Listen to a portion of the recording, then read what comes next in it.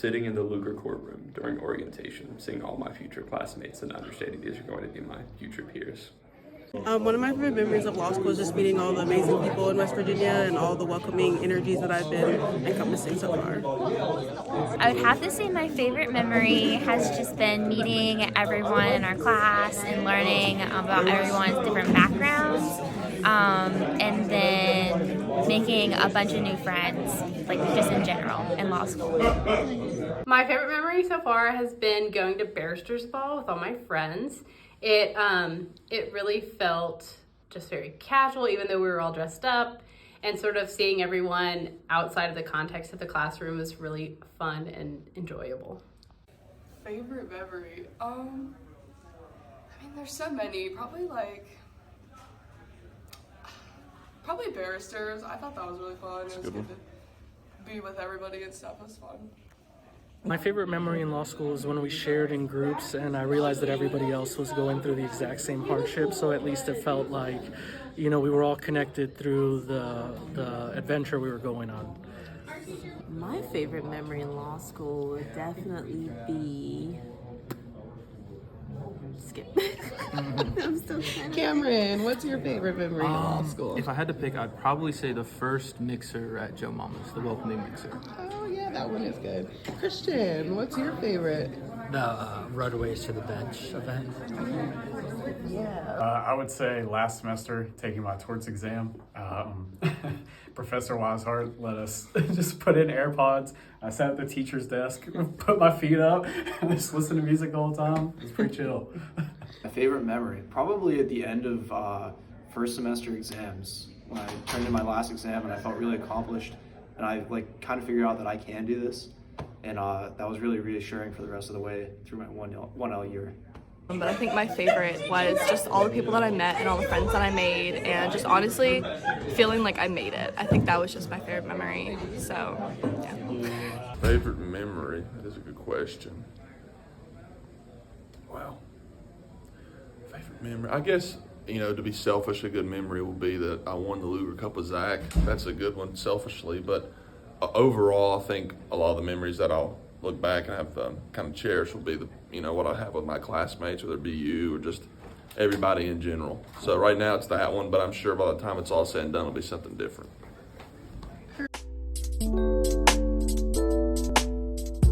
I'd say that my favorite professor has been Josh Weishart so far. I mean, he really cares about how the students do, answers all the questions. He's available outside of class. I mean, I couldn't ask for a better professor. My favorite professor was probably Professor Blake, because she didn't make anything harder than it needed to be. My favorite professor was Professor Carty, because he would always answer your questions, had great hypos, and I look forward to going to his class every day. I would have to say Professor Weishart. He really understood that all of us were really fresh and new and didn't know much about law. And so his class was a really great introduction to a lot of aspects of law school that I really didn't think I would get any other way. So I would have to say Professor Weishart. Clayton, who's your favorite professor? Professor DeSalvo. Professor was definitely Professor Corliss, because I felt like he distilled the concepts of criminal law very easily for first-year law students, first semester law students. And his class is also very fun and enjoyable, I thought. My favorite professor was Professor Carty, because he's hilarious, he's brilliant, and I look forward to going to his class every day. My favorite professor is probably Professor Peck. She's really funny, she gives you the material pretty straight, and she makes a really boring class, property, really interesting.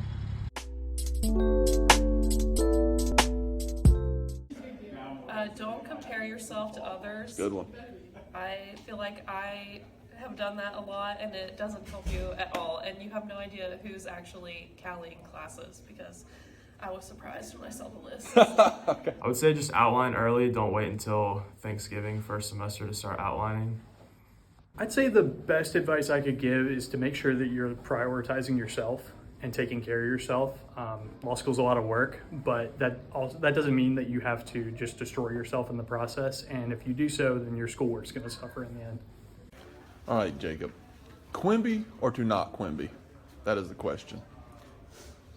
I think that if you're dealing with cases in certain causes where you're having difficulty, or the material is foreign too. Yes. Like when I started doing constitutional law, I found Quimby helpful because I sort of lacked context as to what was going on. Okay. So I would check to make sure, okay, I am getting these facts correct. The holding is this, and then I'm going to read the case. So I think a hybrid approach is really helpful to keep you on track.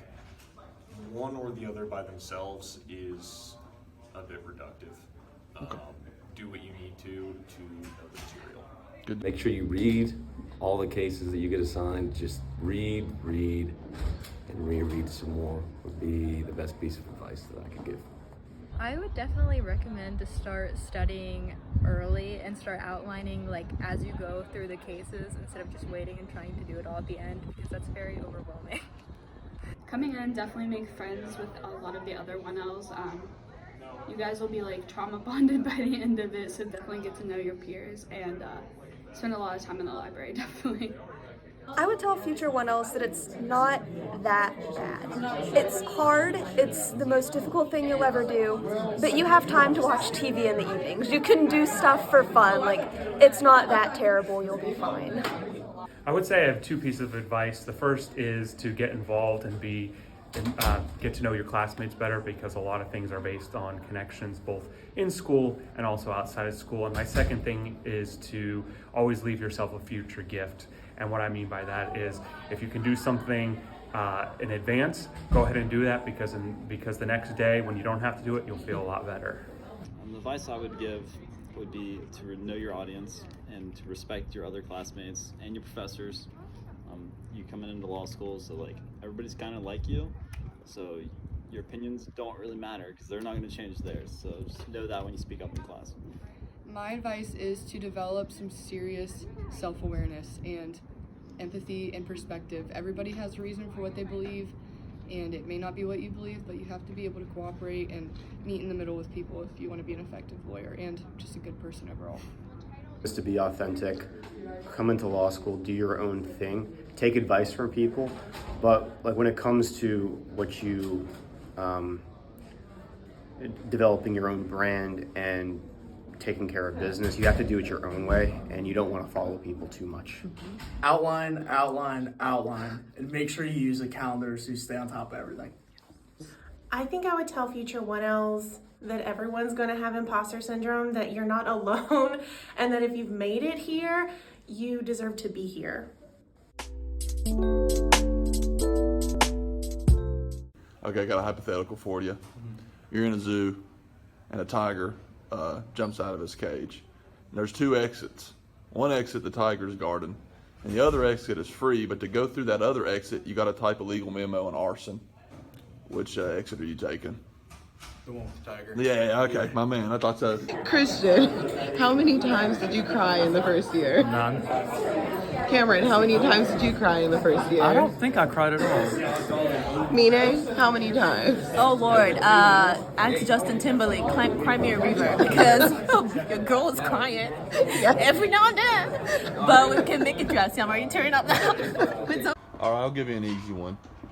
Or an easy question. So give us your thoughts on abortion. No, I'm just joking.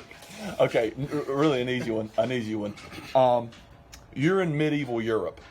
Okay. It's a hypothetical. You're a knight. No, you're not a knight. You're a farmer. Okay. And somebody has challenged your honor to a duel. But since you're not a knight, you can't fight another knight. Okay. You have to get somebody to fight for you via proxy. Okay. What professor are you picking to fight a knightly duel to defend your honor via proxy? John Taylor. Oh, that's a good. Why do you think Professor Taylor? I just think that he works out. He's strong. He might. I mean, honestly, he could probably talk him off. Joe, who do you think you would see in court one day? Taylor Smith. And why is that? I think he's just the most formidable 1L we have. Okay, so I'm gonna put you in a spot. You're in the zoo, and a tiger hops over the cage and starts coming at you. Okay. What's the one professor you would want to save you in that situation? The one person who want to save me? Yeah, if a tiger came at you. I can't. I don't know. You don't know? I think I would be screwed. You think you would just give up? Yeah. Okay, that's the answer. Thank you. Mish, which classmate surprised you in a good way? I think the classmate who surprised me in a good way would be Taylor Smith, because at the beginning of the year he seemed a little silly and adjusting into things, but he's really managed to become super serious and professional, and he just recently won the Luger Cup, so we're very happy for him. All right, Seth, last question. In your opinion, what's more frightening? Wisehart's dead stare gaze or Taylor's maniacal laugh? Nice, Nathan. Oh my gosh, I'm so sorry. It's all right. You're good. You're good. Definitely Wisehart's stare. It's there? Yeah. The laugh really breaks up the tension. I think so. Okay. Okay, so I have a hypothetical for you. Okay. You're in a burning building. You're stuck. What's the one professor you want to come and save you and rescue you from the burning building, if you had to pick? To rescue me from Yeah. the burning building? Yeah. You gotta pick one. You're stuck too. I mean, you only got so many more minutes to live. J-Pal. Ooh, She's that's a not a good one. professor, but I just know J-Pal could, like, honestly probably just pick me up, like, throw me over her shoulder, and carry me out of the fire. I like that one. All right, thank you. Last one. You're in a space shuttle and the hull breaks. All of your astronaut friends are dead. You're the only one left. What's the one professor you would trust to get in a space shuttle at Cape Canaveral, fly up to the space station, and save you? Professor Blake. Oh, By Professor far, Blake. Yeah. Why? She's just a smart woman. I feel like she could save the whole earth if she needed to. So What a compliment. I would have her save me for sure. All right, thank you. All right, Dalton, last question. Another one. You're hiking the Appalachian Mountains and you're almost done. Yeah. At the very end, you see somebody that's beat you to the end spot. What professor most likely would that person be? Yeah. Professor Peck. Why Professor Peck? Well, she said she won, like, she's like a world champion in something. I forgot what it was. I'm sorry, wow. Professor Peck. Okay. Oh, powerlifting. Okay, so it'd be Professor Peck. Yeah, I feel like she can do everything. Okay. I'm a guy. There you go. A guy across the table accuses you of cheating, so you guys go out to have a draw. What's the one professor you'd be scared to see on the other side of a draw, of a duel at high noon in the middle of the street? A duel at high noon in the middle of the street. What professor would you be scared to see on the other side? You think you'd be quick with the draw? You know what? If I had to guess, I would. You know what? I'd be a little bit afraid to see Professor Vastris on the other end of that duel. Okay. Is there a reason, just the vibe he gives off? I think it's the vibe he gives off. Yeah. Okay. I Good. think he's got that vibe going for him. Okay. Well, He'd quick draw me. He'd knock me out.